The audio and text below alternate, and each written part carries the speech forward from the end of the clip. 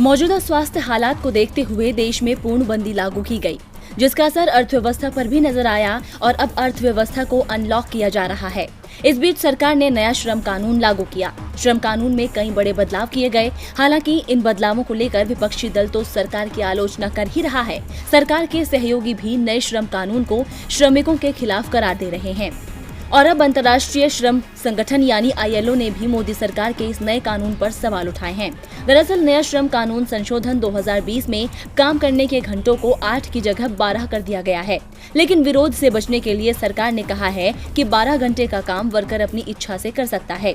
इसके अलावा इस कानून में अनुबंध के साथ नौकरी पर रखने वाले लोगों को हटाने, काम के दौरान श्रमिक को किसी भी तरह का शारीरिक नुकसान होने और समय पर पगार देने जैसे नियमों को छोड़कर बाकी सभी नियमों को 3 साल के लिए टाल दिया गया है और इन्हीं प्रावधानों को लेकर ILO ने सरकार को घेरा है। दरअसल ILO ने discussion paper which code and rules विषय पर एक चर्चा पत्र प्रकाशित किया है। ये पत्र श्रमिक विशेषज्ञ जेवियर एस्टुपिन ने वीवी गिरी राष्ट्रीय श्रम संस्थान के शोध सहयोगी अनूप सतपथी और भारतीय आर्थिक सेवा कैडर के अधिकारी विकास के मलिक के साथ मिलकर लिखा है, जिसमें बताया गया है कि कैसे श्रमिकों की मजदूरी तय की जानी चाहिए और कैसे उसकी समीक्षा होनी चाहिए। ILO ने मोदी सरकार के नए श्रम कानून और उसे लागू करने के तरीकों पर भी सवाल उठाए हैं। पत्र में कहा गया है कि सभी राज्यों में न्यूनतम मजदूरी एक समान या उससे ज्यादा होनी चाहिए।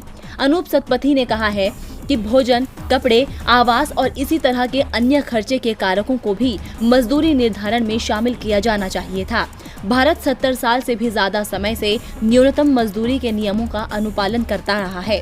क्या ऐसे में वो न्यूनतम मजदूरी के निर्धारण में अस्पष्टता वाले मापदंड को नहीं छोड़ सकता? आपको बता दें कि पूर्णबंदी के चलते बंद पड़े कल कारखानों को फिर से चालू कराने के लिए सरकार ने श्रम कानूनों में ढील देते हुए उनके प्रावधानों को हल्का कर दिया है और इस मामले में यूपी सबसे आगे है, जिसने एक अध्यादेश पारित कर सभी श्रम कानूनों पर 3 साल के लिए रोक लगा दी है। हालांकि तमाम आलोचनाओं के बाद सरकार ने काम के घंटे बढ़ाने का प्रस्ताव वापस ले लिया है।